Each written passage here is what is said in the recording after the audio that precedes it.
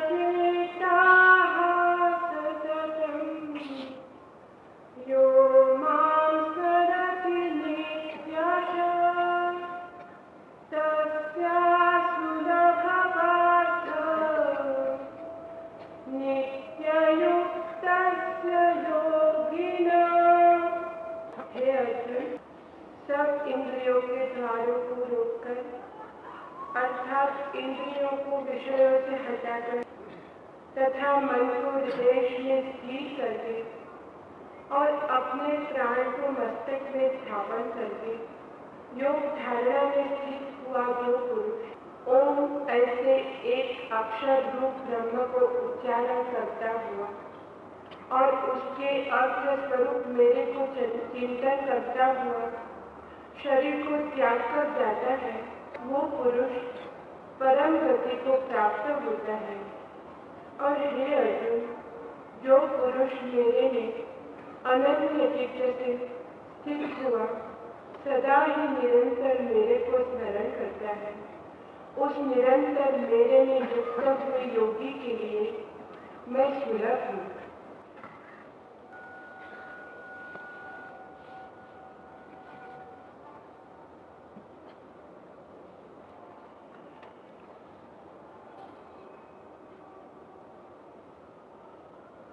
मनुष्य की चेतना दो प्रकार की यात्रा कर सकती है। एक तो अपने से दूर इंद्रियों के मार्ग से होकर बाहर की ओर, और एक अपने पास अपने भीतर की ओर इंद्रियों के द्वार को अवरुद्ध करके। इंद्रियों द्वार हैं, दोनों ओर खुलते हैं वे द्वार, जैसे आपके घर के द्वार खुलते हैं। चाहे तो उसी द्वार से बाहर जा सकते हैं, लेकिन तब द्वार खोलना पड़ता है, और चाहे तो उसी द्वार से भीतर आ सकते हैं, तब द्वार भीतर की ओर खोलना पड़ता है। एक ही द्वार बाहर ले जाता है, वही द्वार भीतर ले आता है। इंद्रियां द्वार है चेतना के लिए बहिर्गमन के या अंतर्गमन के, लेकिन हम जन्मों जन्मों तक बाहर की यात्रा करते करते ये भूल ही जाते हैं कि इन्हीं द्वारों से भीतर भी आया जा सकता है। स्मरण ही नहीं रहता है कि जिस द्वार से हम घर के बाहर गए हैं वही भीतर लाने वाला भी बन सकता है। ये भूल विचार की निरंतर होती है। यह हमें ख्याल नहीं रहता कि जिन मार्गों से हम नीचे गिरते हैं वे ही मार्ग हमारे ऊपर उठने के मार्ग भी बन जाते हैं, और जिन सीढ़ियों से कोई नर्क में उतरता है उन्हीं सीढ़ियों से स्वर्ग में भी चढ़ा जाता है। सीढ़ियां अलग नहीं होती, केवल चलने की दिशा अलग होती है। कृष्ण अर्जुन से कहते हैं कि हे अर्जुन, सब इंद्रियों के द्वारों को रोककर, अर्थात इंद्रियों के संयम को उपलब्ध हो, जो भाव को, मन को हृदय में स्थित करे और प्राण को मस्तक में, वो परम गति को उपलब्ध होता है। इंद्रियों को अवरुद्ध करके, इंद्रियों के संयम से क्या अर्थ है? इंद्रियों को अवरुद्ध दो प्रकार से किया जा सकता है। एक तो जबरदस्ती विषयों से इंद्रियों को हटाकर, झटके से, दमन से, कोई चीज सुंदर लगती है आपको, मन खिंचता है, आकर्षित होता है, दौड़ता है, चंचल होता है। एक उपाय तो यह है कि आंखें फोड़ लें या आंखें हटा लें या भाग खड़े हो उस जगह से, विषय से भाग खड़े हो, जो आकर्षित करता है उससे दूर हट जाएं। लेकिन जो आकर्षित करता है वो गौण है, जो आकर्षित होता है वही प्रमुख है।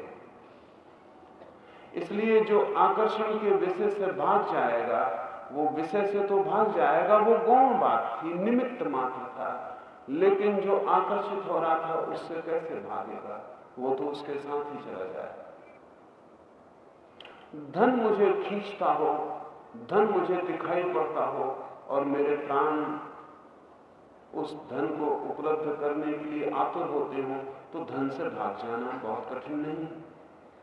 भागने के लिए बहुत बहादुरी की भी जरूरत नहीं है। अक्सर तो कायर भी भागने में बहुत कुशल होते हैं। भागा जा सकता है, लेकिन भागकर भी वो जो मेरे भीतर प्राण आतुर होते थे धन को पाने के लिए, वे मेरे साथ ही चले जाएंगे। इस जगत में स्वयं से भागने का कोई भी उपाय नहीं। हम सबसे भाग सकते हैं अपने को छोड़कर। हम सारे संसार को छोड़ सकते हैं, लेकिन अपने को नहीं छोड़ सकते। वो हमारे साथ ही होगा। जंगल में, पहाड़ में, कंदरा में, हिमालय पर, मैं कहीं भी चला जाऊं, मैं तो अपने साथ ही रहूंगा। हाँ, विषयों से भाग सकता हूं, लेकिन वृत्तियां मेरे भीतर ही रहेंगी। और एक धोखा भी हो सकता है, जब विषय नहीं होते तो वृत्तियों को गतिमान होने का मौका नहीं मिलता। तो मैं इस भ्रांति में भी पढ़ सकता हूं कि चूंकि अब मेरी वृत्ति गतिमान होती नहीं मालूम पड़ती, इसलिए समाप्त हो गई है। लेकिन इस भ्रांति में पढ़ने की कोई भी जरूरत नहीं। जैसे ही विषय फिर दिखाई पड़ेगा, वृत्ति पुनः सक्रिय हो जाएगी। ये वृत्ति का निष्क्रिय हो जाना वैसे ही है जैसे बारूद रखी हो और अंगारा पड़े और विस्फोट हो जाए। लेकिन अंगारा न पड़े बरसों तक तो बारूद भी सोच सकती है कि अब मैं बहुत शांत हो गई, क्योंकि अब कोई विस्फोट नहीं होता। और बारूद अगर ये सोचे कि ये अंगारे के कारण विस्फोट होता है, इसलिए मैं अंगारे से बचती रहूं तो शांत बनी रहूंगी, तो भी भ्रांति है। क्योंकि अंगारा विस्फोट नहीं करता, अंगारा केवल विस्फोट के लिए निमित्त बनता है। विस्फोट तो बारूद में ही होता है। वो हमारे भीतर वृत्तियों की बारूद मौजूद रहे तो हम अंगारों से कितने ही भागते रहे, कोई बचाव नहीं। और जन्मों जन्मों में वापस पुनः पुनः वृत्तियां हमें उपलब्ध हो जाएंगी। जब कृष्ण कहते हैं कि सब इंद्रियों के द्वारों को रोककर, तो पहली बात ठीक से समझ लें, इस तरह के निरोध के लिए कृष्ण नहीं कहते। कृष्ण का जीवन भी नहीं कहता कि इस तरह का निरोध उन्होंने किया होगा। फिर भी कृष्ण के साथ भी भूल हो जाती है। बुद्ध के वक्तव्य में कोई खोज सकता है ये अर्थ, क्योंकि वे छोड़कर गए हैं। महावीर के व्यक्तित्व में खोज सकता है कोई ये अर्थ, क्योंकि वे भी छोड़कर गए हैं।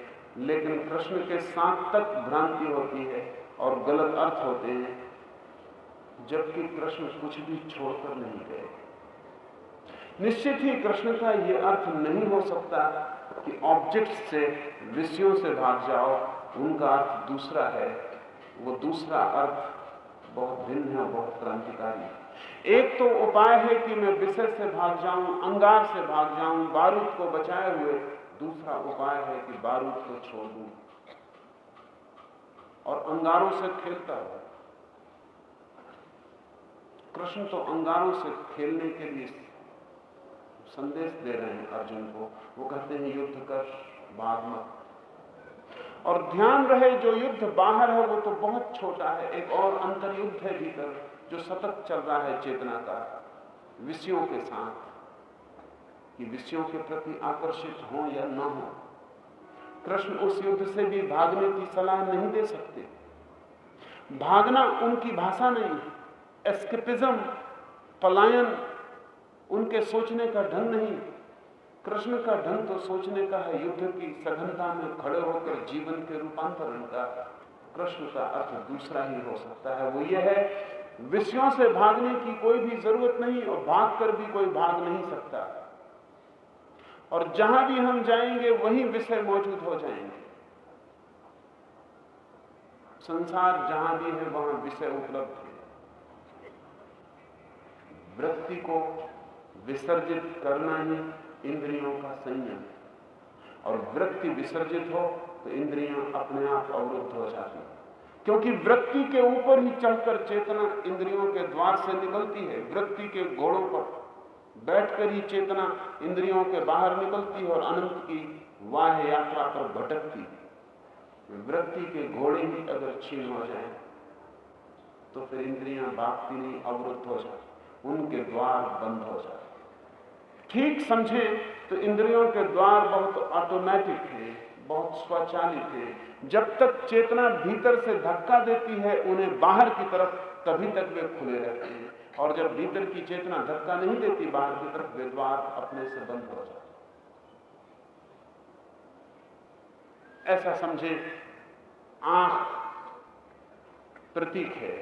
आंख से समझें तो सारी इंद्रियों का ख्याल आ जाए। और आंख सूक्ष्मतम और सबसे ज्यादा नाजुक, डेलिकेट, बारीक इंद्रिय है। और जो आंख पर होता है वही सब इंद्रियों पर होता है। जब तक आपके भीतर चेतना जागना चाहती है तब तक पलकें खुली रहती हैं, और जब चेतना सोना चाहती है पलकें झप जाती और बंद हो जाती। चेतना का धक्का ही पलकों को खोले रखता है। इसलिए कितनी ही गहरी नींद आ रही हो, आपको लगता हो कि अब क्षण भर नहीं जाग सकूंगा, उसी वक्त कोई खबर दे कि घर में आग लग गई है, नींद नदारत हो जाती। नींद का पता नहीं चलता, आप रात भर जाग सकते। क्या हो गया? चेतना ने वापस जागने का निर्णय लिया, पलकें खुल गई। करीब करीब सभी इंद्रियां इसी तरह हैं। आंख पर तो पलकें हैं, कान पर तो कोई पर्दे नहीं है बंद करने के। लेकिन विद्यार्थी कक्षा में बैठा है और बाहर एक पक्षी गीत गा रहा है। पक्षी का गीत सुनाई पड़ने लगता है, शिक्षक की आवाज बंद हो जाती है। शिक्षक ज्यादा करीब है, ज्यादा जोर से बोल रहा है, पक्षी बहुत दूर है, किसी अमराई में छिपा होगा, बहुत धीमी सी गूंजती उसकी आवाज आती है। लेकिन उस विद्यार्थी को आवाज सुनाई पड़ने लगी पक्षी की, शिक्षक का बोलना खो गया। बात क्या हो गई? चेतना जिस तरफ उन्मुख होती है उस तरफ द्वार खुल जाते हैं, और जिस तरफ उन्मुख नहीं होती उस तरफ द्वार बंद हो जाते हैं। कान के भी सूक्ष्म द्वार हैं जो बंद होते और खुलते। चित्त में काम वासना भर जाती है तो काम वासना का द्वार खुल जाता है। चेतना धक्के देती है तो काम वासना का जो केंद्र है उसका द्वार खुल जाता है और काम ऊर्जा बाहर प्रवाहित होने लगती है। चेतना धक्के नहीं देती तो काम ऊर्जा का द्वार बंद है और कोई उपाय नहीं कि वो बाहर प्रवाहित हो जाए। हमारे शरीर की सभी इंद्रियों के द्वार स्वचालित हैं।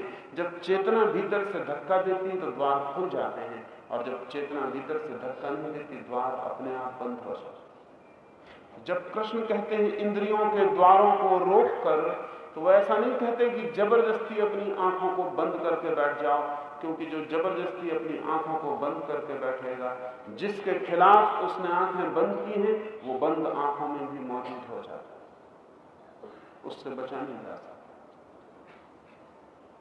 जबरदस्ती कान बंद कर लो, कुछ न सुनना हो तो वो अनसुना भी भीतर गूंजता है, बंद नहीं होता।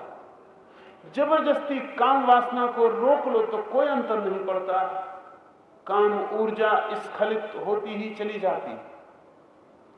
जबरदस्ती कोई भी उपाय नहीं, क्योंकि जबरदस्ती एक बात की खबर देती है कि भीतर से चेतना बाहर जाना चाहती है और उसी चेतना का एक हिस्सा उसे जबरदस्ती भीतर रोकना चाहता है।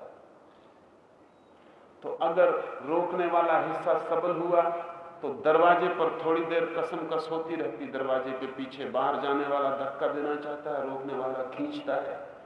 अगर सबल हुआ रोकने वाला तो थोड़ी देर तक ये कसमकस होती है, लेकिन एक बड़े मजे का नियम है कि जो रोकता है वो थोड़ी देर में कमजोर हो जाता है, जो हिस्सा रोकता है उसकी ताकत रोकने में व्यय हो जाती है।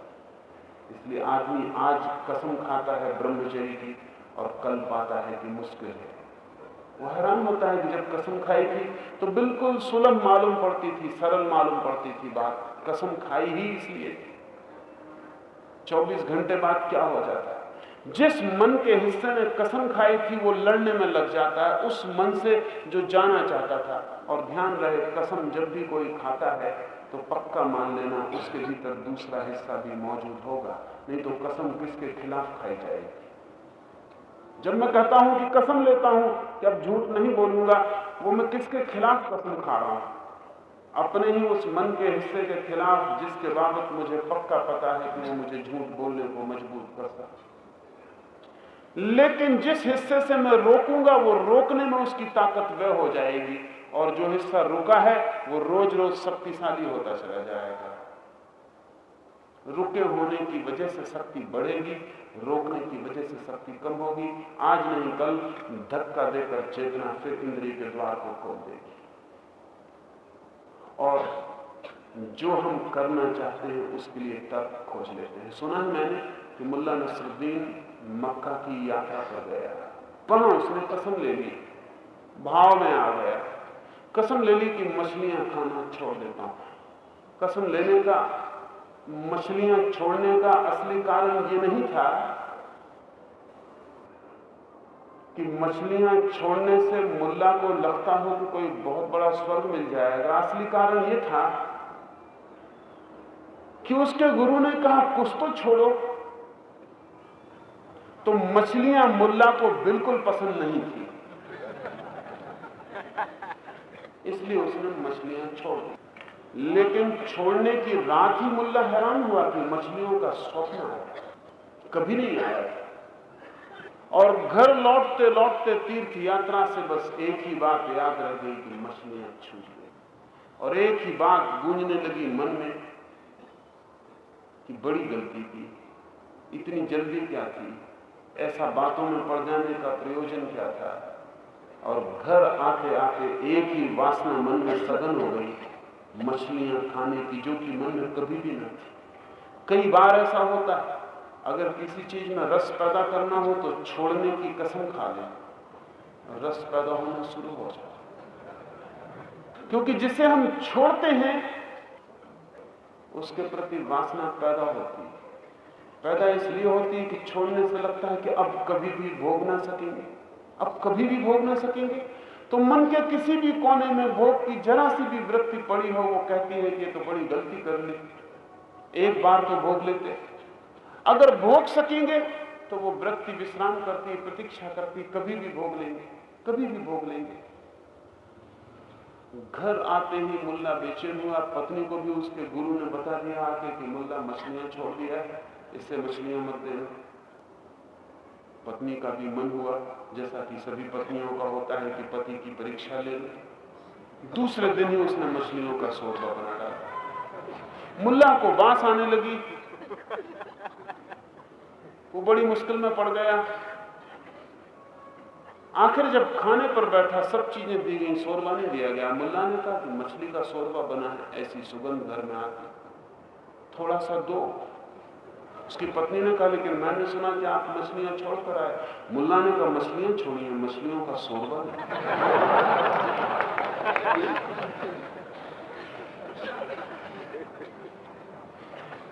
बात ठीक ही थी, पत्नी झिझकी तो, लेकिन शोरबा छोड़ा ही नहीं था। पत्नी ने बर्तन उठाया और मुल्ला की थाली में शोरबा डालने लगी, तो मछलियों के कतरे न चले जाएं तो उसने हाथ की आड़ लगा दी। मुल्ला ने कहा कि हाथ की आड़ क्यों लगाती, मछलियां छोड़ी हैं, लेकिन खुद जो आती हो उन्हें रोकने का कहां नियम लिया? अपने आप जो आने को उत्सुक है उनको आने दो।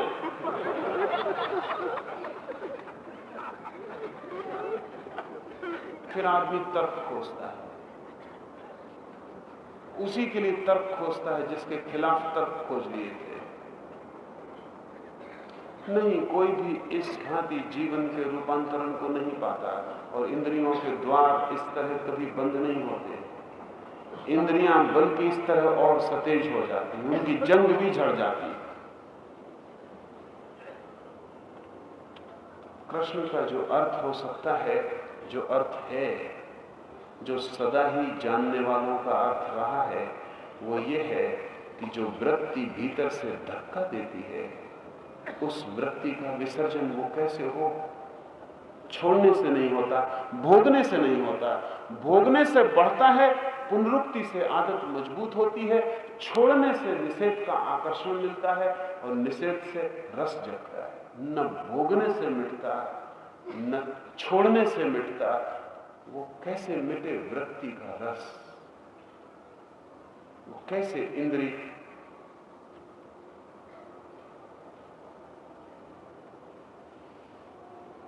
वो संयम कैसे उपलब्ध हो?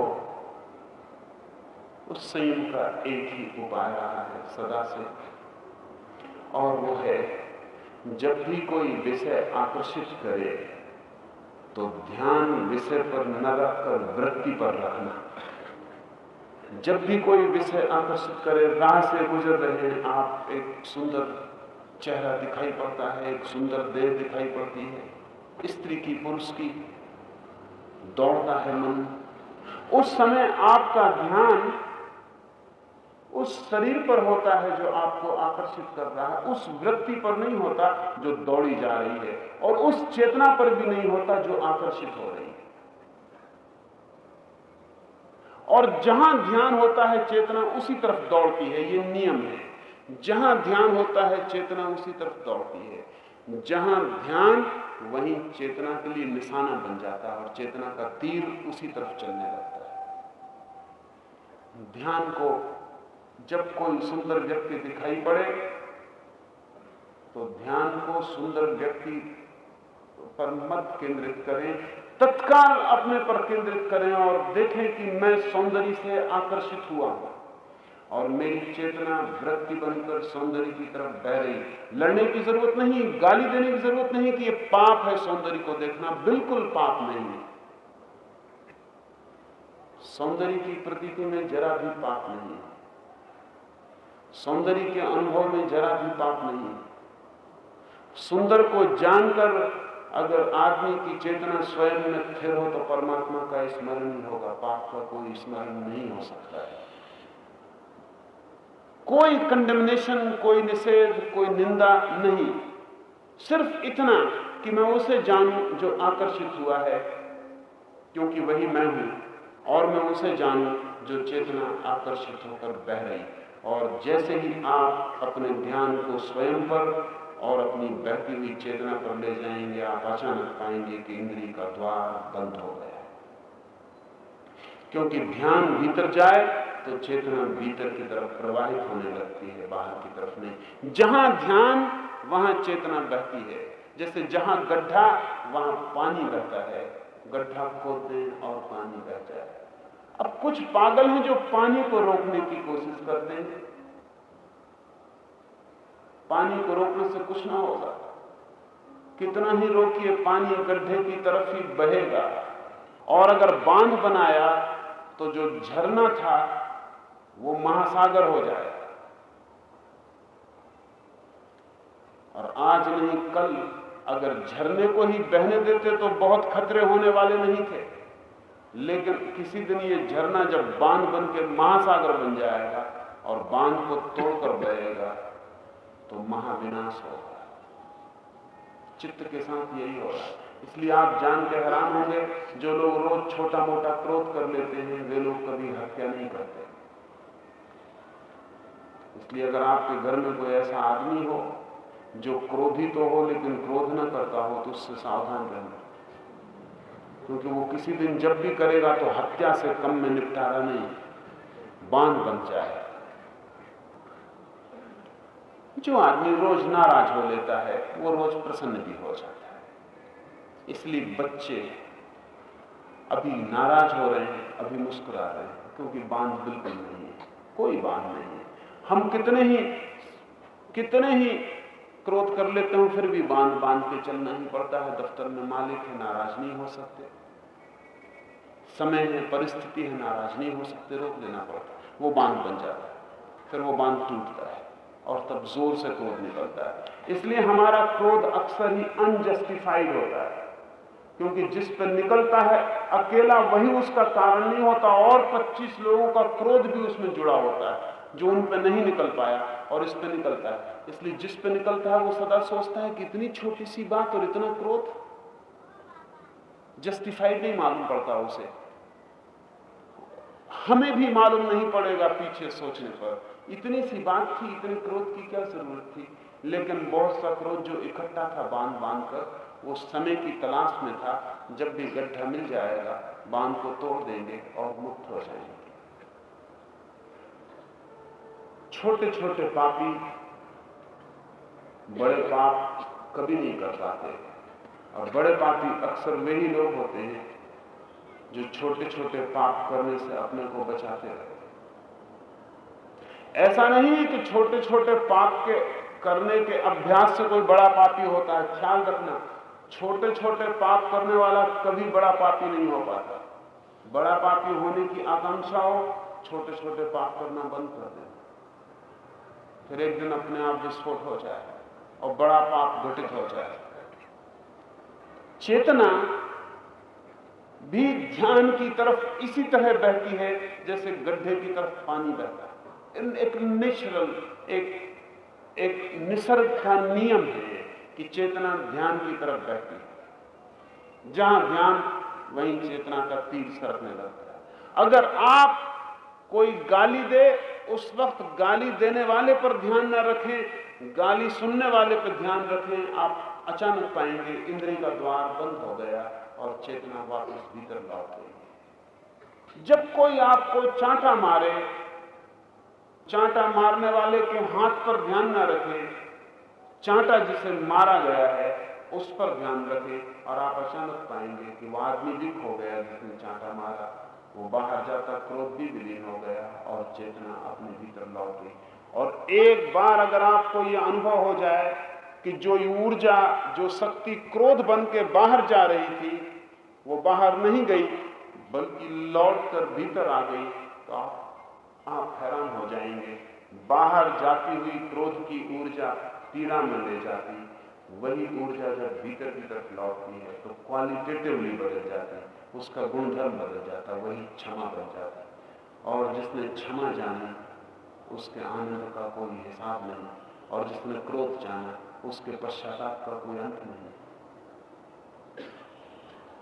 अगर काम वासना मन को पकड़ती हो और बाहर न जाकर वापस भीतर लौट आए ध्यान के साथ, तो वही ब्रह्मचर्य बन जाती। और जिसने काम वासना जानी उसने फ्रस्ट्रेशन के अतिरिक्त, विषाद के अतिरिक्त कभी कुछ नहीं जाना। और जिसने काम वासना का अपने पर लौटाना जाना, उसने वो जाना है जिसे ज्ञानी ब्रह्मचर्य कहते रहे। अपूर्व है उसकी शांति, अपूर्व है उसकी शक्ति, अपूर्व है उसका आनंद। उसके आनंद को मापने का कोई उपाय नहीं है, लेकिन लौटती हुई ऊर्जा में गुणात्मक अंतर होता है। ऊर्जा की दिशा सब कुछ है, क्योंकि जब ऊर्जा मुझसे बाहर जाती है तो मुझे गरीब कर जाती है। मेरी ही ऊर्जा जब मुझसे बाहर जाती है, माय ओन एनर्जी, जब भी बाहर जाती है तो मुझे दर्द कर जाती है, मैं दीन हो जाता हूं, वो चुक जाती है और मैं गरीब हो जाता हूं। जब मेरी ऊर्जा इंद्रियों के द्वार के पास आकर वापस लौट के वर्तुल बना लेती है, सर्कल पूरा कर लेती है, मुझ पर वापस लौट आती है, तो मैं अनंत गुना धनी हो जाता हूं। और जो अपनी ही ऊर्जा का वर्तुल बना लेता है वही व्यक्ति संयम को उपलब्ध है। संयम का अर्थ है स्वयं की ऊर्जा का बन गया वर्तुल। खुद की ऊर्जा एक वर्तुल में घूमने लगी, एक सर्किल में, अब बाहर जाने का कोई उपाय न रहा। अब ऊर्जा कहीं भी डिसिपेट, कहीं भी बिखर नहीं सकती। अब ऊर्जा जितनी भी बढ़ती जाएगी भीतर होती जाएगी, और जैसे जैसे ये वर्तुल बनता है वैसे वैसे ऊर्जा ऊपर उठनी शुरू हो जाती है। और धीरे धीरे जैसे हम मंदिर के ऊपर शिखर बनाते हैं, वो इसी के प्रतीक में बनाए गए शिखर है। छोटा होता जाता है मंदिर का बुर्ज, ऊपर जाके स्वर्ण शिखर लग जाता है, छोटा होता जाता है। जैसे जैसे ऊर्जा भीतर इकट्ठी होती है वैसे वैसे वर्तुल छोटा होता जाता है, सघन होता जाता है, कंडेंस्ड होता जाता है, और एक क्षण आता है जब ऊर्जा स्वर्ण शिखर बन जाती है। फिर ऊर्जा ऊपर की तरफ ऊर्ध्व गति को उपलब्ध होती है। संयम का अर्थ है स्वयं की ऊर्जा का बनाया गया वर्तुल। असंयम का अर्थ है स्वयं की ऊर्जा का टूटा हुआ वर्तुल। उस टूटी जगह से ही लीकेज, जहां वर्तुल टूटता है वहीं से लीकेज, वहीं से शक्ति बिखर जाती और खो जाती। जैसे शॉर्ट सर्किट हो जाए बिजली का, वहां से ऊर्जा बिखरने लगती है। और हमारी सारी इंद्रियों के द्वार से हम सिर्फ ऊर्जा को बिखेरते हैं, खोते हैं। कृष्ण जैसे व्यक्ति के लिए संयम का अर्थ है इस ऊर्जा का स्वयं में ही रमण करना, स्वयं में ही स्थिर हो जाना। तो इस सीक्रेट को, इस राज को, इस गुर को समझने, जब भी कोई विषय आकर्षित करे तब ध्यान विषय पर न दें, तत्काल स्वयं पर दें और स्वयं की चेतना पर दें। उसी क्षण एक क्रांति मालूम पड़ेगी। भीतर कोई चीज जा रही थी, बाहर लौट पड़ी, टर्न अबाउट, बिना कुछ किए। अपने भीतर अनुभव होगा कोई शक्ति बाहर जाती थी, वापस लौट गई, और वापस लौटकर जब वो स्वयं पर आती है तो अपूर्व साक्षात्कार होता है अपनी ही ऊर्जा का। इस संयम को जो उपलब्ध है और भाव को, मन को जिसने हृदय में स्थिर कर लिया, और ऐसी ऊर्जा होगी तो भाव अपने आप हृदय में स्थिर हो जाता है। और प्राण जिसका मस्तिष्क में ठहर गया है। इन दो बातों को ठीक से समझ लें। भाव से अर्थ है फीलिंग,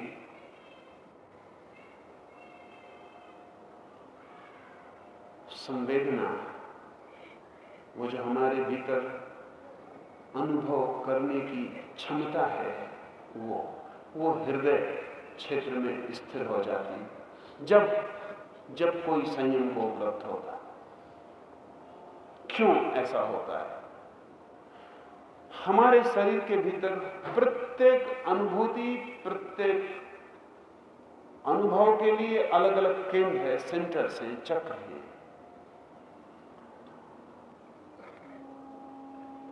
और जब भी किसी चक्र की ऊर्जा किन्हीं दूसरे चक्रों में प्रवेश कर जाती तो हम करीब करीब पागल की तरह जीते। और अभी हमारी हालत ऐसे ही, जैसे एक आदमी पेट से भोजन करे, समझ में आता है, दांतों से चबाए, गले से गटके, पेट से पचाए, समझ में आता है। लेकिन वो आदमी बैठ के से केवल खाने का विचार करे तो खाने का जो भी यंत्र है वो बिल्कुल उपयोग में नहीं आएगा। और मस्तिष्क जहां से खाना खाया नहीं जा सकता वो खाने के काम में लग जाएगा। तो भोजन करना सेरिब्रल हो जाएगा, मस्तिष्कीय हो जाएगा। मस्तिष्क भोजन कर नहीं सकता लेकिन भोजन करने के भ्रम में पड़ सकता है। और भ्रम अगर भारी हो जाए तो व्यक्तित्व का सब विखंडित हो जाता है।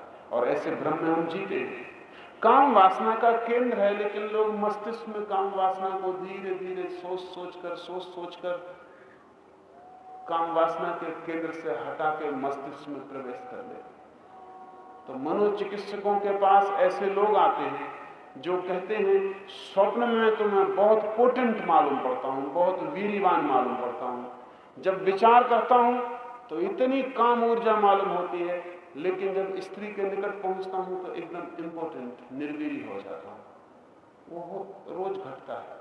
उसके घटने का कारण है क्योंकि उनकी पूरी की पूरी सेक्स सेंटर की जो संभावना थी वो हटकर मस्तिष्क में केंद्रित हो गई। तो जब वे सोचते हैं तब वे बड़े शक्तिशाली मालूम पड़ते हैं, लेकिन जब शक्ति को प्रकट करने का अवसर हो तब वो एकदम शक्तिहीन हो जाता है।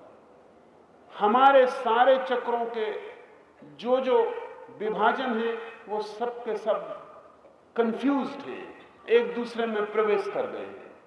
कोई किसी की सुनता नहीं मालूम पड़ता, और कोई चक्र किसी का काम करता है, कोई चक्र किसी का काम करता है, सब उधार हो गया है। तो हम मस्तिष्क से भावना तक करने को उतर जाते हैं। मस्तिष्क भावना नहीं कर सकता, हृदय विचार नहीं कर सकता। जो जिस चक्र का काम है अगर उस पर ही पहुंच जाए तो व्यक्तित्व एकदम संतुलित हो जाता है। और जब ऊर्जा संयम को उपलब्ध होती है तो प्रत्येक चक्र सिर्फ अपने ही काम को करता है। अभी पश्चिम में एक बहुत बड़ा साधक महायोगी था जॉर्ज गुरजिएफ, तो वो कहता था अगर तुम इतना ही कर लो कि तुम्हारा प्रत्येक चक्र शुद्ध हो जाए, कि काम वासना का चक्र केवल काम वासना का ही काम करे, तो भी तुम महाजीवन को उपलब्ध हो जाओ। लेकिन हमारे भीतर सब कंफ्यूज है। हमारी हालत ऐसी है, किसी एक ऐसी मिलिट्री की टुकड़ी की जिसमें पहरेदार सेनापति बन के बैठ गया हो, जिसमें सेनापति पहरेदार के पैरों के पास बैठा हो, जिसमें जिनको आज्ञा देनी चाहिए वो आज्ञा ले रहे हो, जिनको आज्ञा लेनी चाहिए वो आज्ञा दे रहे हो, और किसी को पता ना हो कि कौन कौन है, सब विक्षिप्त हो जाए। ऐसी हमारी चित्त की, चेतना की, हमारे व्यक्तित्व की दशा। कृष्ण कहते हैं जब कोई संयम को उपलब्ध हो और भाव हृदय देश में स्थित हो जाए, मन हृदय देश में ठहर जाए और प्राण मस्तक में, ये दो बातें, भाव अनुभव करने की जो प्रतीति है, क्या कभी आपने ख्याल किया कि आप अनुभव कहां से करते हैं? आकाश में पूर्णिमा का चांद है, आप उसके नीचे खड़े हैं, आंख उठा के आकाश को देखते हैं, तो क्या आपका मस्तिष्क कहता है कि बहुत सुंदर, या आपके हृदय के पास कोई स्फुरना होती? यह आपको जांचना पड़ेगा। और आप हमेशा पाएंगे 100 में 99 मौके पर कि यह मस्तिष्क ही है जो कह रहा है बहुत सुंदर, और ये भी इसलिए नहीं कह रहा कि इसे बहुत सुंदर का अनुभव हो रहा है, ये सिर्फ इसलिए कह रहा है कि इसने बार बार पूर्णिमा के दिन लोगों को कहते सुना है कि बहुत सुंदर। किताबों में पढ़ा है, कविताओं में पढ़ा है, फिल्मों में देखा है, नाटकों में सुना है बहुत सुंदर। ये भी दोहरा रहा है, एक ग्रामोफोन रिकॉर्ड की तरह इसके मस्तिष्क में भर गए।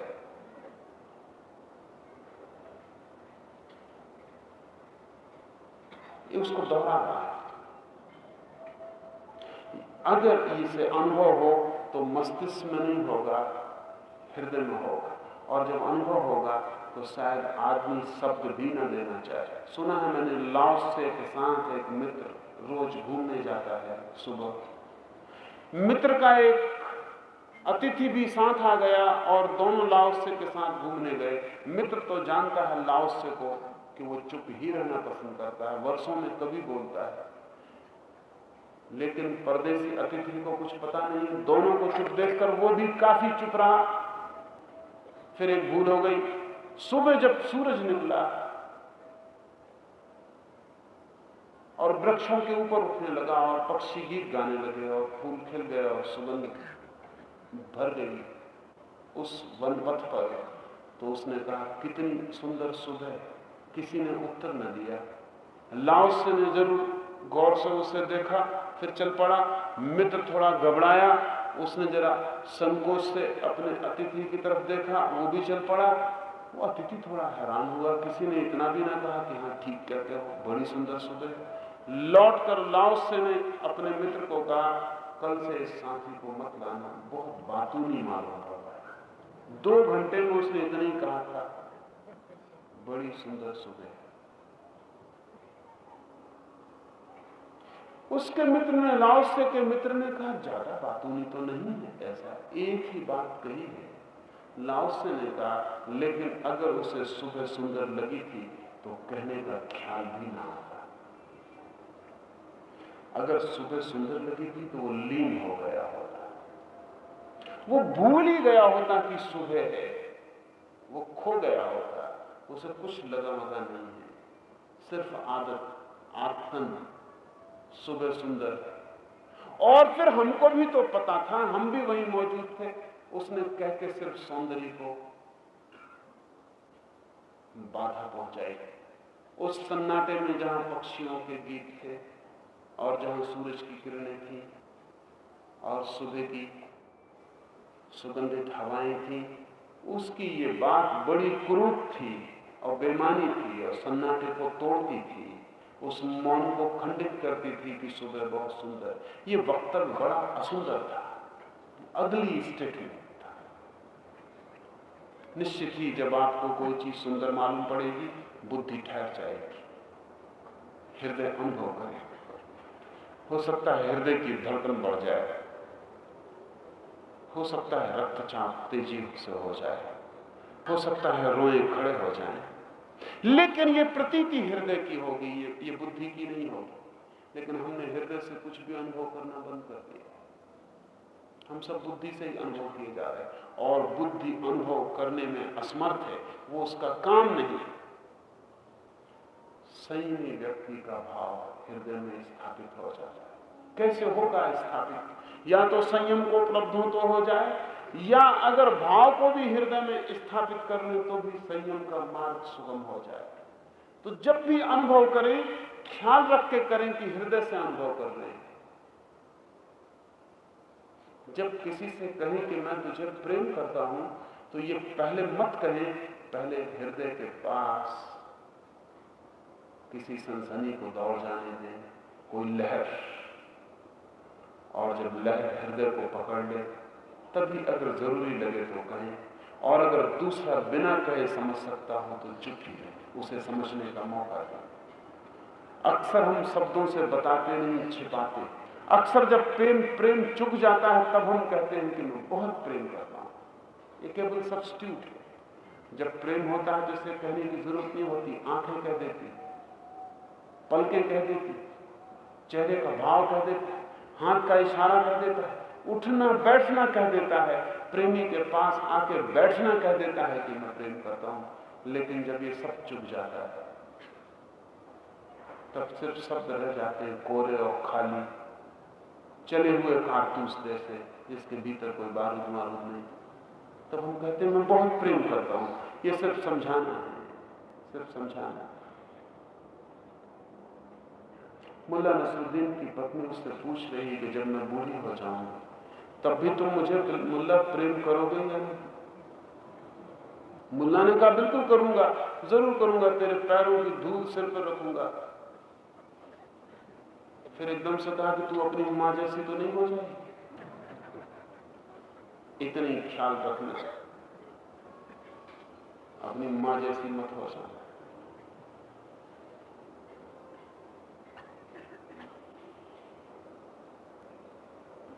ये जब उसकी पत्नी पूछ रही है तो वो बहुत बीमार पड़ी थी, वो सिर्फ खोज रही है।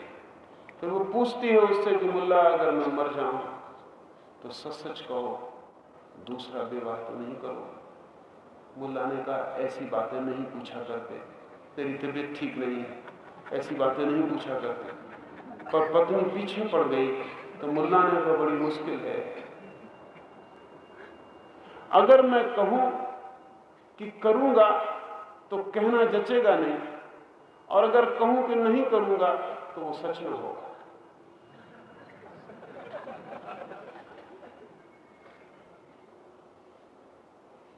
कहते हैं कि मुल्ला किसी स्त्री को प्रेम का निवेदन किया था और उस प्रेसी ने पूछा था कि मुल्ला,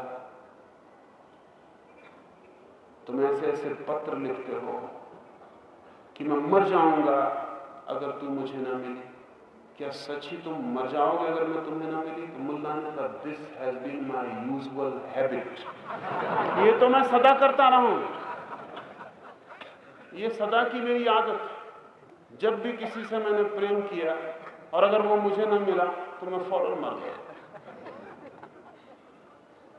उस स्त्री ने प्रेम नहीं किया, मुल्ला से विवाह भी नहीं किया, और कहते हैं मुल्ला ने अपना वचन निभाया, यद्यपि 70 साल बाद मर गया। 70 साल बाद लिख गया अपनी वसीयत में कि कोई ये ना समझे कि मैं झूठा हूं, मैंने वचन दिया था अपने प्रेसी को कि अगर तूने मुझसे विवाह न किया तो मैं मर जाऊंगा, और अब मैं मर रहा हूं 70 साल बाद।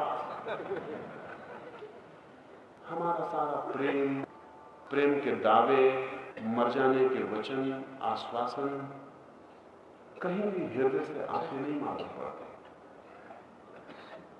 सिर्फ बुद्धि का हिसाब किताब। और जितना कम होता है हृदय, बुद्धि से हमें उतना ज्यादा सब्स्टिट्यूट परिपूर्ण करना पड़ता है। तो जितना कम प्रेमी उतना ज्यादा गुहार मचा रखता है कि मैं प्रेम करता हूं, मैं प्रेम करता हूं, मैं प्रेम करता हूं। सच में जो प्रेमी है, चुप होना भी काफी है, और अगर चुप भी न कह सके प्रेम को तो शब्द कभी भी नहीं कह पाएंगे।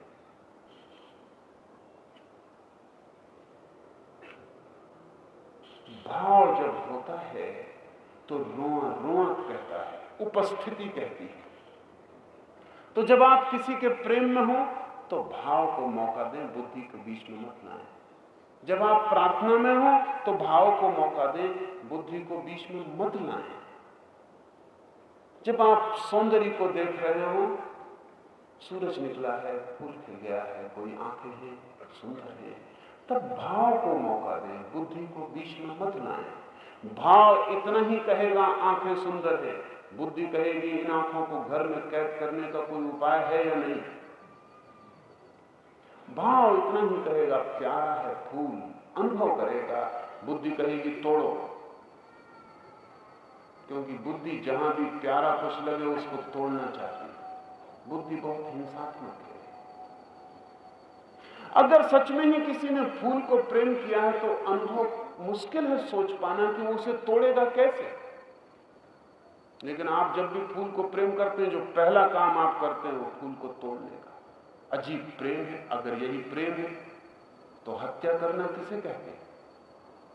जब भी फूल प्यारा लगता है तो पहला काम कि तोड़ो झटके से, उसके जीवन को नष्ट करो, उसका जो जीवंत रूप था हटाओ और एक मुर्दे फूल को खीसे में लगा के घूमो। शायद फूल से आपको बिल्कुल प्रेम नहीं है, शायद इस फूल को भी आप अपने अहंकार की शोभा और आभूषण बनाना चाहते हैं। तो अगर कोई स्त्री मुझे सुंदर लगे तो कैसे जल्दी से अपने घर में कैद करूं, ये बुद्धि का ख्याल है। बुद्धि इसी भाषा में सोचती है, भाव नहीं सोचता। भाव को अगर कोई सुंदर लगता है तो कारागृह में डालने का कोई सवाल ही नहीं। अगर भाव को कोई सुंदर लगता है तो कारागृह में हो भी तो उसे मुक्त कर देने की कामना पैदा होगी। अगर किसी को फूल सुंदर लगा है और जमीन पर पड़ा है तो वो उसे उठाकर कहीं पानी में रख देना चाहेगा कि थोड़ी देर और ज्यादा जिंदा रह जाए। भाव की प्रक्रिया अलग है। भाव आपको कठिनाई में नहीं डालता, लेकिन बुद्धि आपके ऊपर इतनी जोर से कस के बैठी है कि भाव बोल भी नहीं पाता कि बुद्धि अपने वक्तव्य देनी शुरू कर दे। और भाव कह भी नहीं पाता कि क्या अनुभव हुआ। बुद्धि योजना बनाने लगती है कि क्या करना चाहिए। नहीं, सौंदर्य का अनुभव बुरा नहीं है, लेकिन सौंदर्य को कैद करने की जो बुद्धि है वो पाप है। और अगर हम इस पृथ्वी पर किसी दिन भाव से जीना शुरू करें तो किसी के सौंदर्य को अगर आप सड़क पर खड़े होकर देखने लगे तो वो बुरा अनुभव नहीं करेगा। नहीं करना चाहिए, क्योंकि परमात्मा की एक देन को अगर कोई आनंद से देख रहा है तो हर्ज कहीं भी कुछ भी नहीं। लेकिन अभी वो बुरा अनुभव करता है, क्योंकि सबको पता है कि देखना केवल प्रारंभ है, केवल शुरुआत, एक लंबे नर्क। इसलिए देखने के नियम हैं। अगर मैं सरसरी नजर से आपको देखूं तो कोई ऐतराज नहीं, अगर जरा समय से ज्यादा रुक जाऊं तो खतरा शुरू हो जाता है, क्योंकि वो उतनी देर रुकने का मतलब है, नजर उतनी देर रुकी उसका मतलब है कि अब मैं किसी कारागृह में डालने की योजना बना रहा हूं या किसी वासना की तृप्ति पर उतर आया। इसलिए हमारी आंख को भी हमें हिसाब में रखना पड़ता है, किसको कितनी देर देखो, हिसाब रखना पड़ता है। अगर भाव कह भी रहा हो कि 2 क्षण रुक जाओ, शायद ऐसा सौंदर्य फिर दिखाई ना पड़े, शायद परमात्मा की ऐसी कुशलता फिर दिखाई ना पड़े, तो भी बुद्धि कहेगी कि इतनी ज्यादा देर रुके तो खतरा हो सकता है। दूसरा भी सचेत हो जाता है, दूसरा भी सचेत हो जाता है। किसी को घूर कर देखिए, घूर कर देखना ही बुरी बात है, घूर कर देखने का मतलब ही बुरा हो जाता है। हम तो कहते ही उस आदमी को लुच्चा है जो घूर कर देखता। लुच्चा का मतलब सिर्फ होता है घूर कर देखने वाला, और कुछ मतलब नहीं होता शब्द का। लुच्चा आंख से बना शब्द है, लोचन से।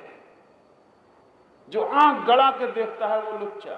वैसे आलोचक का भी यही मतलब होता है, वो भी जरा आंख गड़ा के चीजों को देखता है कि आप क्या कह रहे हैं, वो जरा आंख गड़ा कर देखता है।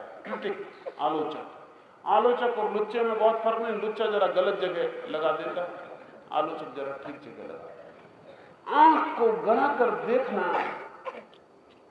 बुद्धि आ गई, दूसरी तरफ भी आ गई, इस तरफ भी आ गई, और अड़चन शुरू हो गई।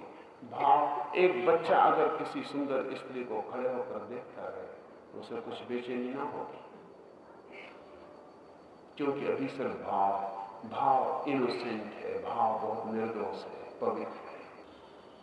लेकिन यही बच्चा कल जवान हो जाए और यही घूर कर देखेगा तो कठिन हो जाएगा। क्यों? अब सिर्फ भाव ना रहा, अब बुद्धि योजना बनाने लगी और वासना के उपयोग में आने लगेगी। हैरान होंगे जानकर आप, भाव वासना का जन्मदाता नहीं है। अगर शुद्ध भाव में कोई ठहर सके तो वासना तिरोहित हो जाती है। वासना का जन्म होता है बुद्धि और वृत्ति के सहयोग से। भाव और वृत्ति के बीच कभी कोई सहयोग नहीं होता, बुद्धि और वृत्ति के बीच सहयोग हो जाता है। और बुद्धि रास्ता बताती है कि यह है मार्ग, जाओ बाहर खोजो, पाने का उपाय करो, पालोगे, ये विधियां हैं, ये रीतियां हैं, इस तरह चलोगे तो सफल हो जाओ। और जब भी कोई व्यक्ति बुद्धि की मानकर चलने लगता, धीरे धीरे भाव का केंद्र सो जाता, और जिसका भाव का केंद्र सो गया वो चलती फिरती लाश के अतिरिक्त और कुछ भी नहीं।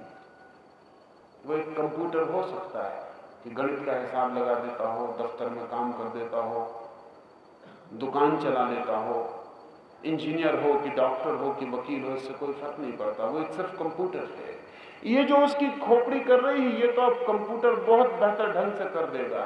कंप्यूटर और आदमी में एक ही फर्क है कि कंप्यूटर अभी तक भाव नहीं कर सकता, बुद्धि का तो सब काम कर देता है। अगर आप भी सिर्फ बुद्धि रह गए हैं तो आप बहुत जल्दी रिप्लेस कर दिए जाएंगे, आप बहुत जल्दी गैर जरूरी हो जाएंगे, और किसी कबाड़ खाने में आपको उठा के रख दिया जाएगा, क्योंकि आप महंगे भी हैं, खर्चीले भी हैं, नॉन इकोनॉमिकल भी हैं।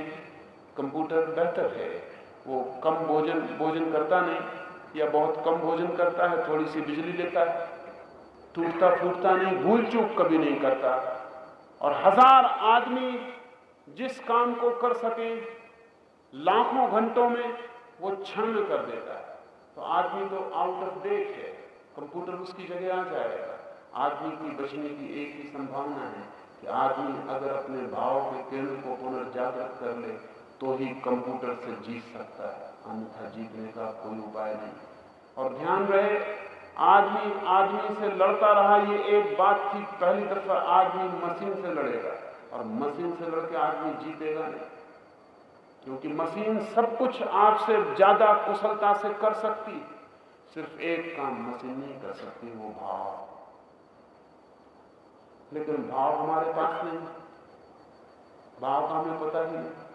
हृदय में हम सिर्फ एक ही बात जानते हैं कि वो जो धड़कन होती रहती है वो भी हम तभी जानते हैं जब कोई बीमारी, कोई अड़चन आ जाती। लेकिन वो धड़कन तो सिर्फ फुप्पस है, वो धड़कन तो सिर्फ पंपिंग स्टेशन की वजह से श्वास को, खून को पंप कर रही है, इसलिए धड़कन है। वो हृदय नहीं है।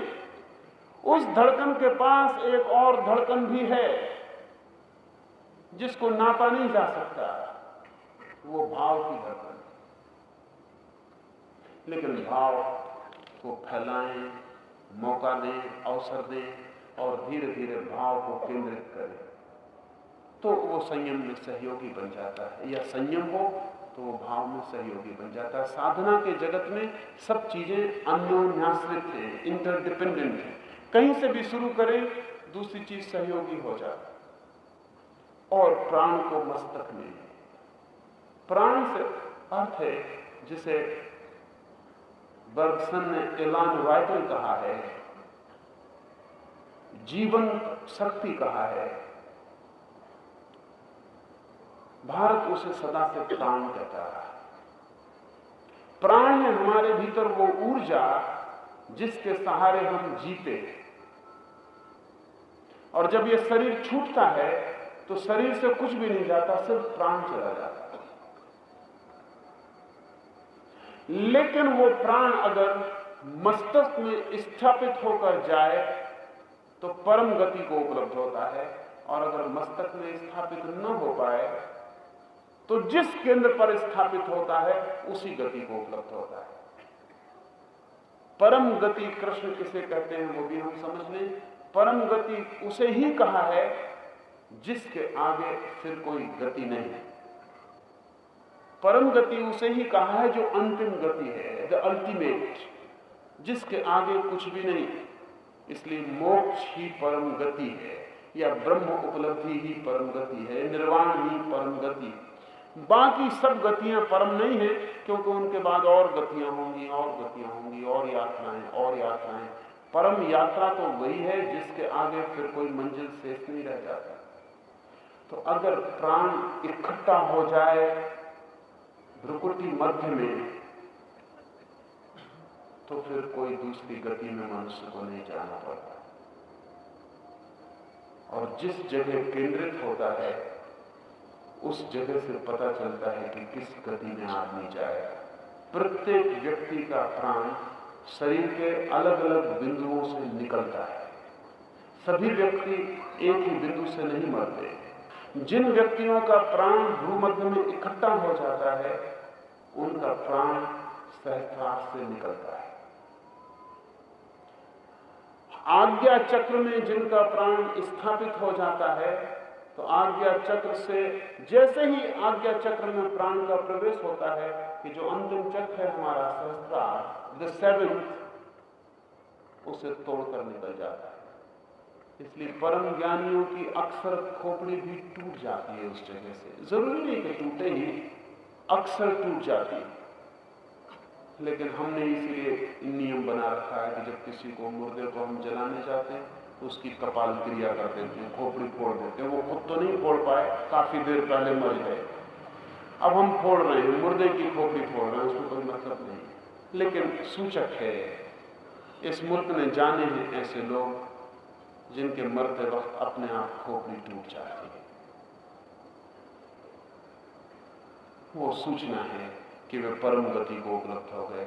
अब हम दीनहीन गरीब लोग हैं, मैं मर जाऊं और खोपड़ी अपने से न टूटे तो एक बेटे को अपने पीछे छोड़ जाता हूं कि तू मेरी खोपड़ी तोड़ देना। मरने के बाद ये वैसे ही है जैसे मरने के बाद कोई दवा दे, इंजेक्शन लगाया। इस खोपड़ी तोड़ने का कोई भी अर्थ नहीं है। ये बड़ी दीनता की सूचक है। ये खबर दे रही है कि जो होना था वो नहीं हुआ, अब हम मुर्दे के साथ एक खेल कर रहे हैं। लेकिन जिन्होंने ये रिवाज जारी किया उन्हें पता था कि कभी कभी कोई व्यक्ति उस छिद्र से भी प्राण को छोड़ता है। उस छिद्र से तभी प्राण छूटता है जब प्राण भ्रूमध्य में स्थापित होता है, अन्यथा नहीं छूटता। यही प्राण हमारी जीवन ऊर्जा है, लाइफ एनर्जी है। हम इसी के द्वारा गति करते हैं। अगर भ्रूमध्य तक वो नहीं पहुंचा तो फिर कहीं से भी छूटे हमें दूसरे जन्म को ग्रहण करना पड़ेगा। और जितने नीचे केंद्र से छूटेगा उतनी नीची गति में हमारी यात्रा होगी, उतने ही निम्न मन और निम्न प्राण को और निम्न देह को लेकर हम फिर जीवन को चलाते हैं। अक्सर अधिक लोगों का प्राण काम केंद्र से ही छूटता है, क्योंकि वही हमारा केंद्र है सर्वाधिक सक्रिय। और जब काम केंद्र से हमारा प्राण छूटता है तो हम काम वासना से भरे हुए फिर नए जीवन में प्रवेश कर जाते हैं। काम वासना समस्त वासनाओं का आधार है, मूल है। फिर सब वासनाएं उसके साथ पुनः पैदा हो जाती हैं और एक बार नहीं अनेक बार मरकर भी हम वही भूल करते हैं कि हम ठीक से नहीं मरते। ठीक से मरना एक कला है, ठीक से जीना तो एक कला है ही, लेकिन ठीक से मरना भी एक बड़ी कला है। हालांकि जो ठीक से जीते हैं वही ठीक से मर पाते हैं। इसलिए हम ऐसा कह सकते हैं कि ठीक से जीना ठीक से मरने की कला का प्राथमिक चरण है। शिखर और सेतु तो ठीक से मरना, हाउ टू डाई राइटली, सम्यक मृत्यु कैसे फलित हो। कृष्ण उसी सम्यक मृत्यु की चर्चा कर रहे हैं। वो कहते हैं प्राण स्थिर हो जाए भ्रूमध्य में और ध्यान का कोई भी विधि का उपयोग करे, प्राण भ्रूमध्य में स्थापित होने लगता है। कोई भी ध्यान की प्रक्रिया करे, भजन में लीन हो कि प्रार्थना में कि नमाज में कि मौन बैठे कि नाम स्मरण करें, कोई भी उपाय करें, जब भी ध्यान फलित होता है तो प्राण भ्रूमध्य की तरफ दौड़ने लगते हैं। वही ध्यान की सफलता का सूचक लक्षण है कि अब भ्रूमध्य की तरफ ध्यान दौड़ना शुरू हो गया तो ध्यान सफल हो रहा है, स्वीकृत हो रहा है, प्रभु के मार्ग पर स्वीकृत होता जा रहा है। और जो पुरुष ऐसे क्षण में ब्रह्म को उच्चार करता हुआ, मुझे चिंतन करता हुआ शरीर को त्याग जाता है, वह परम गति को उपलब्ध होता है। ये बात थोड़ी समझनी पड़ेगी कि जो पुरुष ओम ऐसे अक्षर रूप ब्रह्म को उच्चार करता हुआ,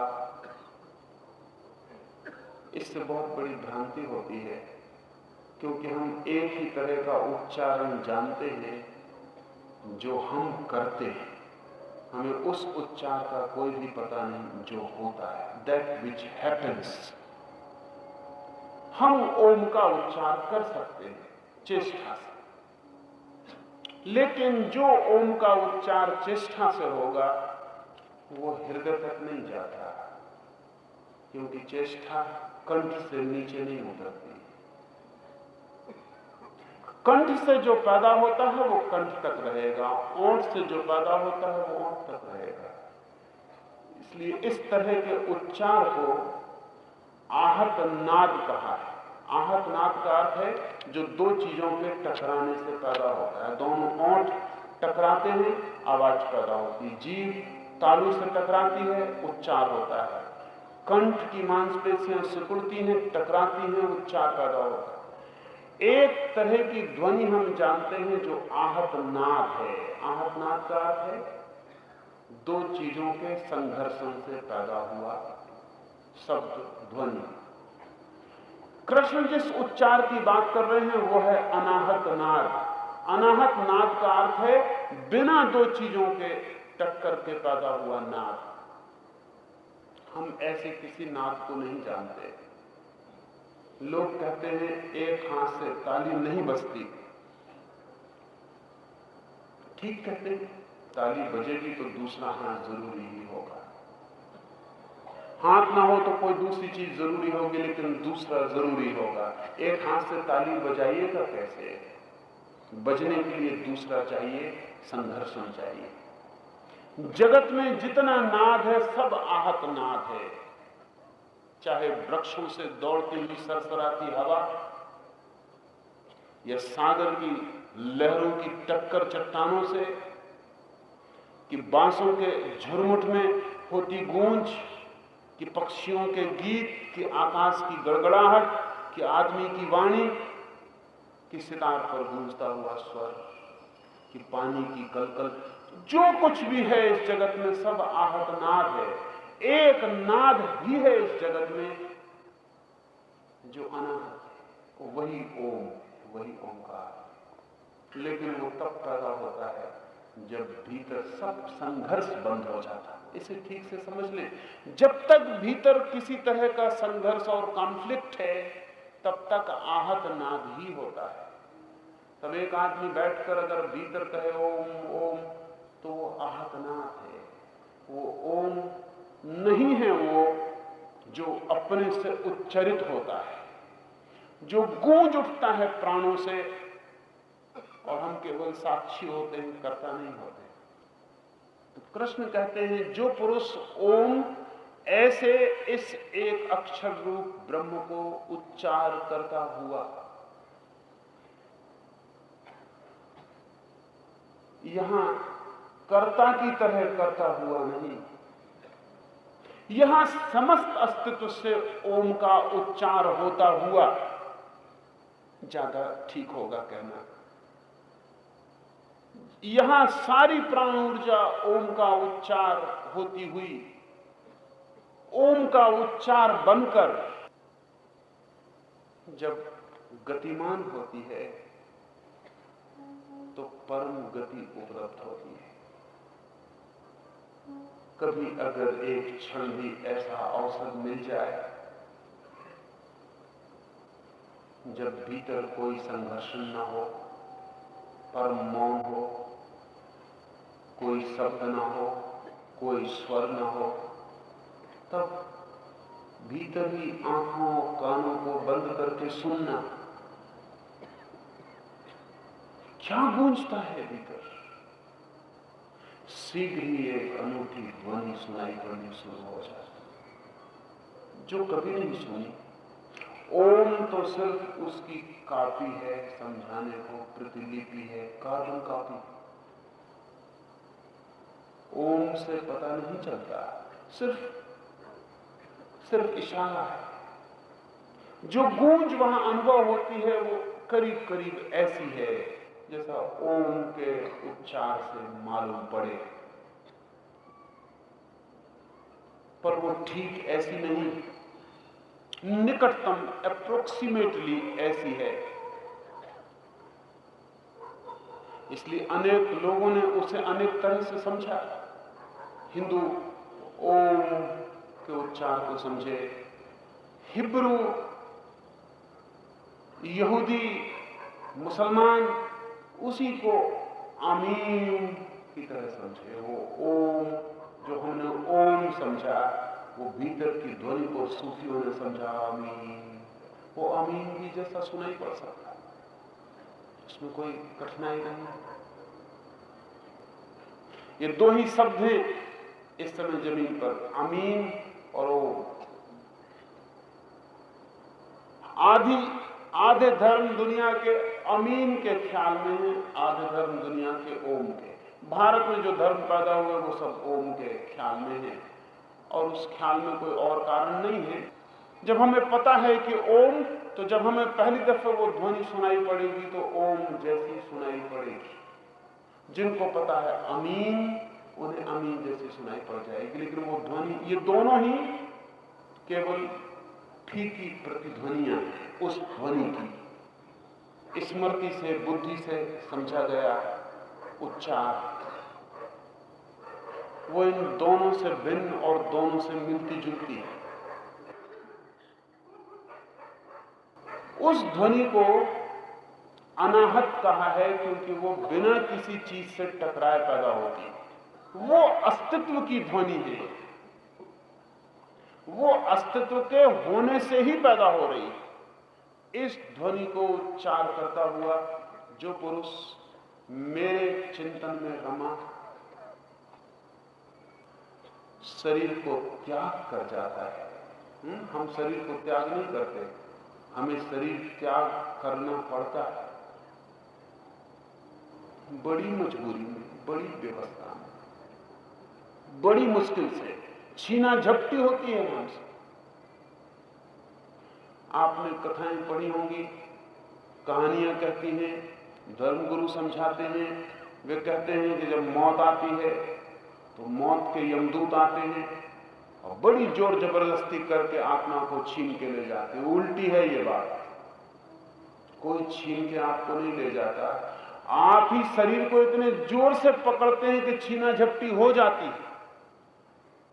प्राण जाना चाहते हैं, कोई उस तरफ से नहीं खींचता आपको, किसी को खींचने की जरूरत नहीं है। प्राण जाना चाहते हैं, वक्त आ गया, समय चुक गया, शरीर व्यर्थ हो गया और आपका मन छोड़ना नहीं चाहता, आप पकड़े। नाव छूट चुकी, उसका इंजन दौड़ने लगा और आप किनारे को पकड़े हुए।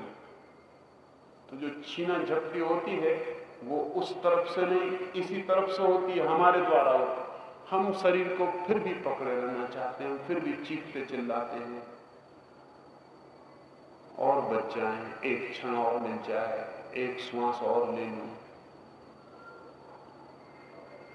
हम त्याग नहीं कर पाते शरीर का। अभी बहुत मजे की बात है, ना हम भोग कर पाते, ना हम त्याग कर पाते।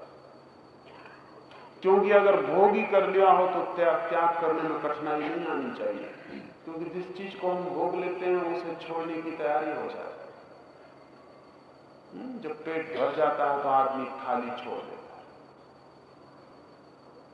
लेकिन जिंदगी भर शरीर में रहकर भी भोग भी नहीं कर पाते कि थाली छोड़ सके। जब वक्त आए छोड़ने का तो हम कह सकें भर गया पेट। न हम भोग कर पाते, न हम त्याग कर पाते। हम बड़े अजीब लोग। जब भोग का समय होता है तब हम भोग को पोस्टपोन करते रहते, कल कर लेंगे, इंतजाम पहले कर लें, फिर भोग कर लें। फिर इंतजाम में जिंदगी चुक जाती, फिर मौत सामने आ जाती, त्याग का वक्त आ जाता, लेकिन अभी हमने भोग ही नहीं किया तो त्याग कैसे करें? तो पकड़ने की चेष्टा चलती। ध्यान रहे, अगर कोई आदमी विवेक पूर्वक, बुद्धिमानी पूर्वक, होश पूर्वक भोग कर ले तो त्याग करने में कठिनाई नहीं आनी चाहिए, क्योंकि शरीर में ऐसा कुछ भी नहीं है जिसे पकड़ने की आकांक्षा शेष रह जाए। सिर्फ अज्ञान ही पकड़ा सकता है, और भोग न कर पाने के कारण त्याग की क्षमता नहीं हो पाती। भोग करें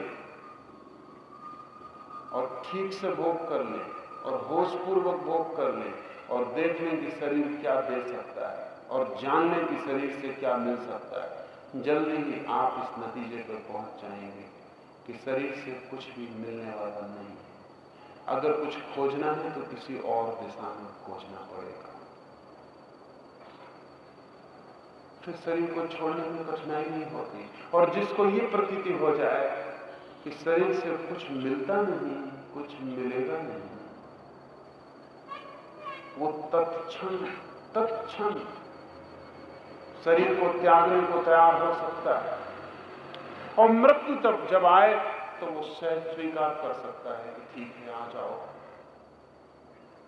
मैं तो तैयार ही था। इस शरीर को मैं देख चुका, इसमें कहीं कुछ भी नहीं है जो पाने योग्य है, और कहीं भी कुछ भी नहीं है जिसे खोने का कोई भय हो। मैं शरीर को देख और जान चुका हूं। ऐसे व्यक्ति को संयम भी आसान हो जाता है, और ऐसे व्यक्ति को अंतिम क्षण में शरीर का त्याग भी सरल हो जाता है। शरीर को त्याग कर जाता है ऐसा जो पुरुष, वो परम गति को प्राप्त होता है। परम गति यानी जिसके आगे फिर और कोई गति नहीं, जहां से लौटना नहीं, जिसके आगे जाना नहीं। ये सब बड़ा अद्भुत है। गति का तो मतलब होता है मूवमेंट। गति का अर्थ होता है मूवमेंट, चलना, बदलना, परिवर्तन, परम गति का क्या मतलब होगा? वहां तो कोई चलना नहीं होगा, कोई मूवमेंट नहीं, कोई जाना नहीं, कोई आना नहीं। परम गति शब्द कंट्राडिक्टरी, विरोधी। असल में परम कहना और गति कहना दो विरोधी शब्दों का एक साथ प्रयोग करना, कहना कि अल्टीमेट मूवमेंट। मूवमेंट कभी भी अल्टीमेट नहीं हो सकता, क्योंकि गति का अर्थ ही होता है कि वो अभी किसी तरफ हो रही है। गति का अर्थ ही होता है कि अभी हो रही है। तो जिस तरफ हो रही है वहां होगा अंत, अभी अंत नहीं हो गया। गति स्वयं में कभी अंत नहीं होती, अंत कहीं आगे होगा जिसकी तरफ गति होती। परम गति विरोधी शब्द है, लेकिन जीवन में जितने गहरे सत्यों का उद्घाटन करना हो उतने विरोधी शब्दों का प्रयोग करना पड़ता, और इसलिए संतों की वाणी निरंतर कंट्राडिक्शन से, विरोधों से, असंगतियों से भरी होती। असल में संत बोल ही नहीं सकता, बिना कंट्राडिक्ट किए संत बोल ही नहीं सकता। और अगर कोई बोलता हो तो उसे सत्य का कोई पता नहीं होगा। सत्य को बोलने का मतलब ही यह है कि आपको विरोधी शब्दों का एक साथ प्रयोग करना पड़ेगा। उपनिषद कहते हैं दूर से भी दूर और निकट से भी निकट है वो। या तो कहो दूर से भी दूर रुको, या कहो निकट से भी निकट और ठहरो। कृपा करके दोनों तो एक साथ मत कहो कि दूर से भी दूर वो और निकट से भी निकट। कंट्राडिक्शन का तो उपयोग मत करो, लेकिन कोई उपाय नहीं, ऐसा ही है वो। पास भी इतने कि उससे ज्यादा पास कोई नहीं, और फिर भी अनंत अनंत यात्रा करके भी उस तक पहुंच कहां पाते। दूर से भी बहुत दूर, शायद इसीलिए बहुत दूर है कि बहुत पास है। इतने पास है कि चलने का मौका नहीं मिलता कि कैसे चल के उसके पास पहुंचे। जरा दूर हो तो आदमी चल के भी पहुंच जाए, बहुत पास हो तो चल के कैसे पहुंचे। मुल्ला नसरुद्दीन एक जगह काम करता है, दफ्तर उसके घर के सामने है, लेकिन रोज ही वो देर पहुंचता है, लेट लतीफ, रोज ही। आखिर एक दिन मालिक के बर्दाश्त के बाहर हुआ। उसने कहा, नसरुद्दीन, सीमा भी होती है किसी बात। जो आदमी 6 मील दूर रहता है वो ठीक 10 बजे आ जाता है, और तुम दफ्तर के सामने हो और तुम कभी भी ठीक वक्त पे नहीं आ पाते। नसरुद्दीन ने कहा, उसका कारण because I am so near, इतने निकट। उसके मालिक ने कहा, ये कैसा कारण, समझ में नहीं आया। तो नसरुद्दीन ने कहा कि इस आदमी को अगर देर हो जाए तो जल्दी चल के देर की कमी कर लेता है, मुझे देर हो जाए तो कितनी जल्दी चलो, कोई फर्क नहीं, देर हो ही गई। इस आदमी को मौका है, 6 मील का फासला, he can make up, I can not make up. घर से निकलेगी दफ्तर, मेकअप करने की थोड़ी जगह नहीं है, इसलिए हम रोज लेट हो जाते। बहुत करीब हो तो चूक सकता है, क्योंकि ख्याल में ही ना आए। आंखें दूर देखती हैं, पास देखने में सभी आंखें अंधी। जितने पास हो जाए दिखाई नहीं पड़ता। इस हाथ को पास पास पास, आंख के जितने पास ले आओ उतना ही दिखाई पड़ना मुश्किल हो जाता। फिर बिल्कुल आंख से लगा लो, फिर कुछ दिखाई नहीं पड़ता, और वो आंख के भी पीछे तो कठिन हो जाता। परम गति भी विरोधी शब्द है, कंट्राडिक्शन इन टर्म्स। गति परम नहीं हो सकती, और जो परम है वहां कोई गति नहीं हो सकती, लेकिन फिर भी सार्थक है, क्योंकि हम गति को ही पहचानते हैं। हमने बहुत गतियां की हैं, न मालूम कितनी योनियों में भ्रमण किया है, न मालूम कहां कहां गतिमान हुए। हमें तो एक ही पता है, गति और गति और गति। कृष्ण कहते हैं वो परम गति को उपलब्ध हो जाता है, और परम गति अर्थात आखिरी गति को, जिसके आगे और कोई गति नहीं, जहां सब ठहर जाता है। परम गति का अर्थ है जहां सब ठहर जाता है, जहां कंपन भी नहीं, लहर भी नहीं, जहां कोई मूवमेंट नहीं। लेकिन इसका यह अर्थ नहीं है कि वहां मृत्यु है। ये जो ठहराव है, ये जो स्थिरता है, परम जीवन है, लेकिन बिना गति। और गति का जो जीवन है वो तो घिस जाएगा, और गति में जो जीवन है वो आज नहीं कल गलेगा, सड़ेगा, टूटेगा, डिटेरिएट होगा। लेकिन परम जीवन तो वही हो सकता है शाश्वत, जहां कोई गति नहीं, क्योंकि गति में चीजें मिट जाती हैं। हम सब गति में ही मिटते हैं, इसलिए 70 साल में शरीर घिस जाता है। घिस जाता है इसका मतलब 170 साल गति कर ली सब तरह से, मन को दौड़ाया, इंद्रियों को दौड़ाया, पैरों को चलाया, सब चले। 70 साल में सब घिस जाता है, शरीर छूट जाता है, फिर दूसरा शरीर पकड़ना पड़ता है। उस परम स्थिति में जहां कोई गति नहीं, शरीर की कोई जरूरत नहीं, क्योंकि वहां कोई गति नहीं, शरीर गति का यंत्र, वाहन, इसलिए वो स्थिति अशरीरी और परम है, क्योंकि उसके पार उसको ट्रांसेंड करने वाला और कुछ भी नहीं।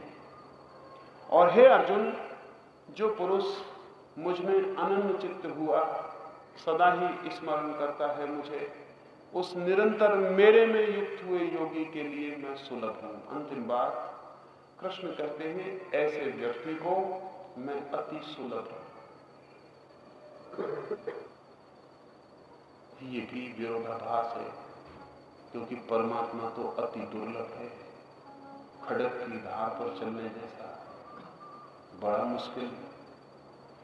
लाखों चलते हैं, एक आध पहुंच पाता है, बड़ा कठिन है। लेकिन कृष्ण कहते हैं, ऐसे चित्तवान व्यक्ति को जो सतत मेरे स्मरण में डूबा हुआ, भाव जिसका हृदय में आ गया, प्राण जिसका भ्रकुटी में, और इंद्रियां जिसकी संयम को उपलब्ध हुई, और जिसके भीतर अनाहत के नाद की गूंज शुरू हो गई, ऐसे व्यक्ति को मैं अति सुलभ हूं। मुझसे ज्यादा सुलभ और ऐसे व्यक्ति को कोई और चीज नहीं। परमात्मा दुर्लभ है अगर आप उलझे हुए हैं, परमात्मा बहुत सुलभ है अगर आप सुलझे हुए हैं। सब निर्भर करता है आप पर, परमात्मा पर नहीं। जटिलता है आपकी तो परमात्मा बहुत दुर्लभ है। और आप पीठ किए खड़े हैं सूरज की तरफ, तो सूरज का कोई कसूर नहीं है। और आप कितने ही चलते रहें पीठ किए, आप कभी भी सूरज का दर्शन न कर पाएंगे, क्योंकि जो आंखें पीठ किए हैं वो कितनी ही चलें, सूरज के दर्शन का कोई सवाल नहीं। और एक कदम वापस लौट कर देखें, और एक कदम भी फिर चलने की जरूरत नहीं, सूरज आंख के सामने है। परमात्मा ऐसा ही सुलभ और दुर्लभ है। अगर पीठ किए रहें उसकी तरफ तो अति दुर्लभ है, कितने ही दौड़ें, जन्मों जन्मों नहीं मिलेगा। और लौटे, ऊर्जा को लौटाने में भीतर संयमित हो, ध्यान को उपलब्ध हो, समाधि को पाए। समाधि ध्यान कुछ और नहीं, जस्ट ए टर्निंग, लौटना, ए अबाउट टर्न, चित्त का लौट आना स्वयं पर, और आप इसी वक्त उपलब्ध हो जाते हैं, इसी क्षण भी उपलब्ध हो सकते हैं। बहुत सुलभ, सब आप पर निर्भर है, इट डिपेंड्स ऑन यू। लेकिन हम बड़े होशियार, हम मंदिर के सामने जाकर कहते हैं कि मैं बहुत पापी हूं, मुझसे क्या होगा, तू ही कुछ करवा लेना, और अपने पाप में लौट के बड़ी कुशलता से लग जाता है। अगर हम परमात्मा को परम दयालु भी कहते हैं तो इसलिए नहीं कि हम मानते हैं वो परम दयालु है, सिर्फ इसलिए कि इसमें हमें सुविधा है। उमर खयाम ने मजाक में कहा है, मौलवी ने रोका है उसे कि शराब पीना बंद कर खयाम, तो ख़याम कहता है कि हम तो पीते ही रहेंगे, क्योंकि हमें उस रहमान की रहमत पर भरोसा है, उस परम कारुणिक पर हमें पूरा भरोसा है। तू आस्तिक है। तू आस्तिक कैसा है? नास्तिक है। मौलवी से ख़याम कहता है अपनी शराब की प्याली हाथ में लिए कि तू नास्तिक है। हमें तो उसका भरोसा है, उसकी करुणा अपार है। और हम क्या खाक पाप किए, महान करुणा के सामने हम कितने ही पाप करें, सब क्षमा है। ये उमर ख़याम हम सब पे मजाक कर रहा है, हम सब ऐसे ही नहीं। वो सुलभ होगा तभी जब हम उसकी ओर उन्मुख हों। वो दुर्लभ रहेगा तब तक जब तक हम विमुख हैं। विमुखता ही उसकी दुर्लभता और हमारी उन्मुखता ही उसकी सुलभता बन जाती। आज इतना ही, पर भी कोई उठेगा नहीं। 5-7 मिनट उन्मुख होने की कोशिश कर लें। कौन जाने इन्हीं 5-7 क्षणों में कुछ घटित हो जाए। कोई जाएगा नहीं, कोई उठेगा नहीं। कीर्तन भी बैठकर ही सन्यासी करेंगे। आप भी सम्मिलित हों।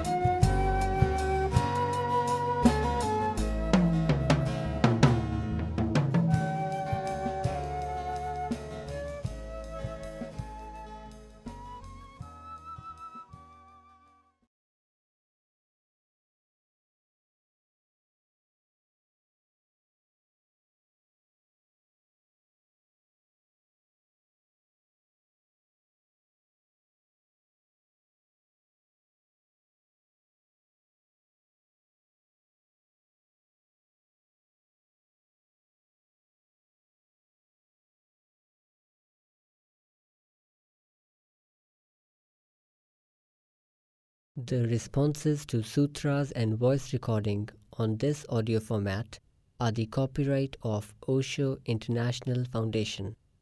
Copyright dates 1953 through 2003. All rights reserved. Reproduction in any media is prohibited. सूत्रों पर दिए गए संबोधन और ऑडियो माध्यम में मुद्रित आवाज़ पर ओशो इंटरनेशनल फाउंडेशन के कॉपीराइट हैं। कॉपीराइट 1953 से 2003, सर्वाधिकार सुरक्षित। किसी भी माध्यम में रिप्रोडक्शन अर्थात पुनर्निर्माण निषिद्ध है।